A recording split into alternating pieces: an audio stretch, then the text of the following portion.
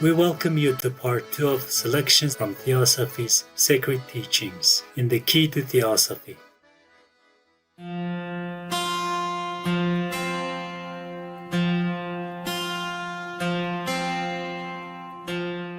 The 19th century Madame Helena Petrovna Blavatsky was born into a noble family in Ukraine. As a child, young Helena displayed a gift for clairvoyance, as well as an interest in metaphysical phenomena. Years later, she traveled throughout Europe, in the Middle East and India, studying with various teachers and Sufi saints. Following the guidance of an Indian yogi named Mahatma Maurya, Madame Blavatsky co-founded the Theosophical Society. Theosophy, meaning divine wisdom, refers to knowledge that comes through a spiritual experience rather than intellectual understanding alone. The Theosophical Society is dedicated to uplifting humanity through a realization of the oneness of life and the wisdom underlying all religions.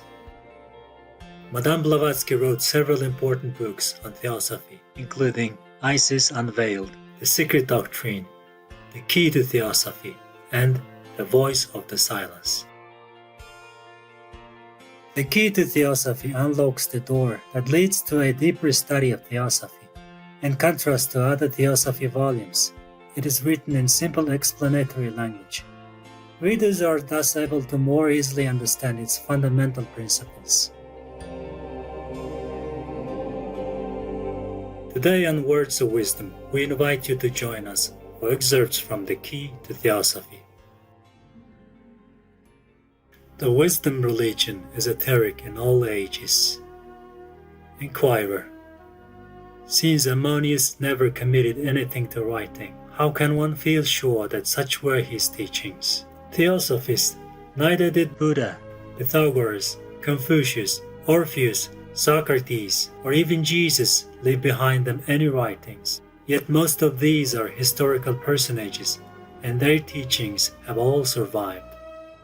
The disciples of Ammonius, among whom Origen and Irenaeus, wrote treatises and explained his ethics. Certainly the latter are as historical, if not more so, than the apostolic writings. Moreover, his pupils, Origen, Plotinus, and Longinus, counselor of the famous Queen Zenobia, have all left voluminous records of the Philhellethian system, so far at all events as their public profession of faith was known, for the school was divided into exoteric and esoteric teachings.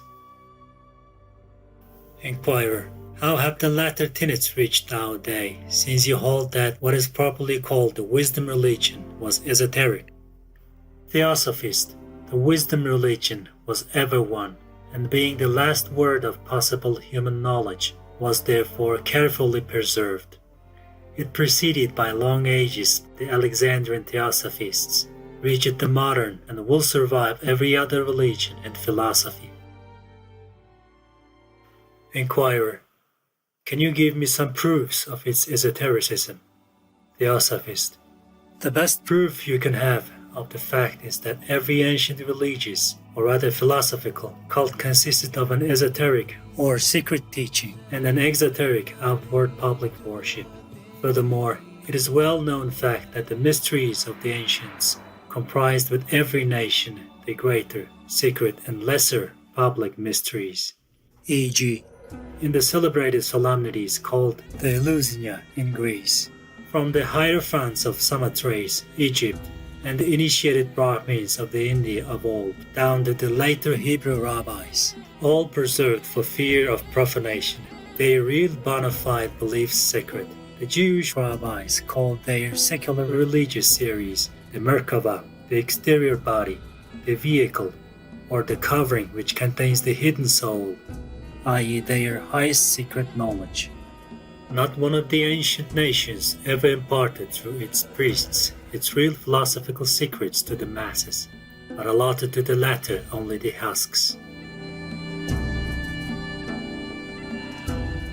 Northern Buddhism has its greater and its lesser vehicle, known as the Mahayana, the esoteric, and the Hinayana, the exoteric schools.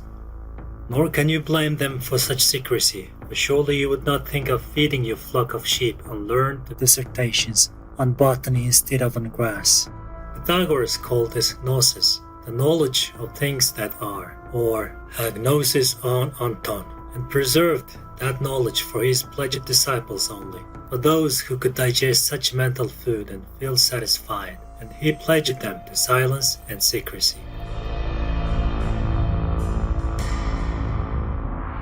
Occult alphabets and secret ciphers are the development of the old Egyptian hieratic writings, the secret of which was in the days of old in the possession only of the hierogrammatists or initiated Egyptian priests.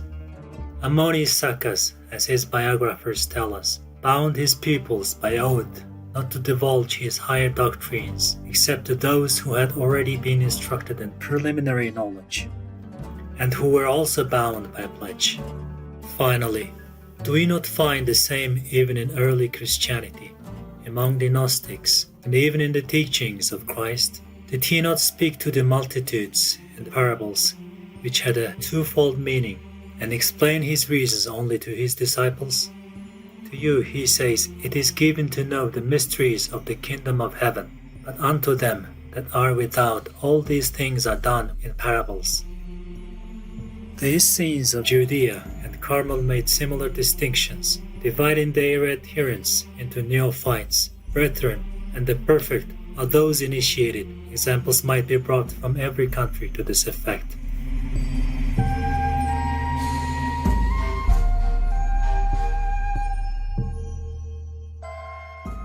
Inquirer: can you attain the secret wisdom simply by study? Theosophists: I think not, nor is there any lexicographer capable of explaining, whether to himself or others, how superhuman knowledge can be attained by physical or chemical processes. Ancient Theosophists claimed, and so do the modern, that the infinite cannot be known by the finite, i.e. sensed by the finite self, but that the divine essence could be communicated to the higher spiritual self in a state of ecstasy. This condition can hardly be attained, like hypnotism, by physical and chemical means. Real ecstasy was defined by Plotinus as the liberation of the mind from its finite consciousness, becoming one and identified with the infinite. This is the highest condition, says Professor Wilder, but not one of permanent duration, and it is reached only by the very few. It is indeed identical with that state which is known in India as Samadhi. The latter is practiced by the yogis, who facilitate it physically by the greatest abstinence in food and drink, and mentally by an incessant endeavor to purify and elevate the mind.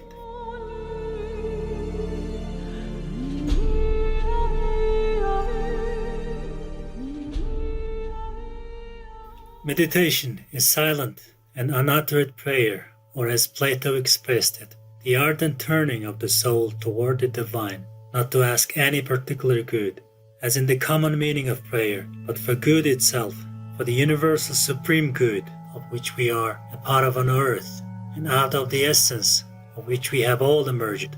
Therefore, adds Plato, remain silent in the presence of the divine ones, till they remove the clouds from thy eyes, and enable thee to see by the light which issues from themselves, not what appears as good to thee, but what is intrinsically good. Inquirer: Theosophy then is not as held by some, a newly devised scheme?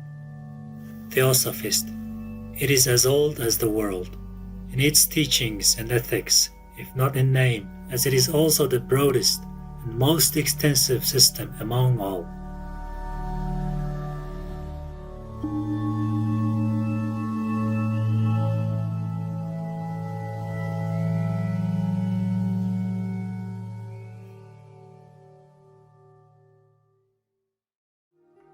Every little step you make to eliminate animal products in your meals is one step closer to the big leap we all could benefit from taking.